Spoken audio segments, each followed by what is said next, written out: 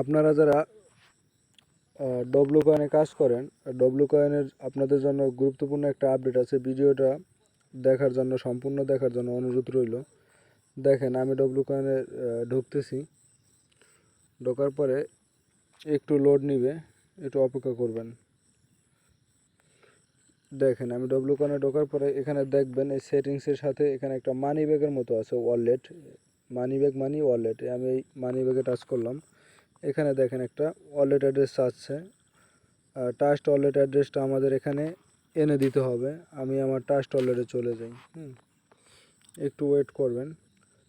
আমার ট্রাস্ট ওয়ালেটে ঢোকার পরে দেখেন এখানে বিভিন্ন ব্লক চেইন শো করতেছে, যেমন বিএনবি, বিটিসি, ইথেরিয়াম, মেথিক, নেয়ার, সলোনা, তারপরে বিভিন্ন রকমের। আমরা এই টোন নিব, টোন রিসিভিং অ্যাড্রেসটা ওখানে অ্যাড করব। টোনে একটা টাচ করলাম, একটু লোড নিবে।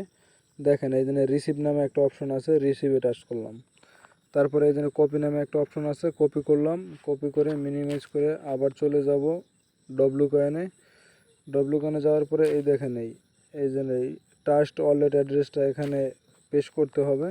এই জন্য আমি পেস্ট করে কানেক্ট ওয়ালেটে টাচ করলাম। দেখেন, একটু ওয়েট করেন। ওয়েট করার পরে এরকমের যে ফলো ডব্লু কমিউনিটি, এরকম একটা অপশন আসবে। আমি এখানে কমিউনিটিতে জয়েন্ট করা আছি, সমস্যা নেই। আমি ব্যাগে চলে যাই। ব্যাগে যেয়ে আমি দেখতেছি আমার ওয়ালেট অ্যাড্রেসটা সাবমিট হয়েছে কিনা। ব্যাগে আসলাম। ব্যাগে আসার পরে আমরা আবার নতুন করে মানি ব্যাগে টাচ করে দেখব আমাদের ওয়ালেট অ্যাড্রেসটা সাবমিট হয়েছে কিনা।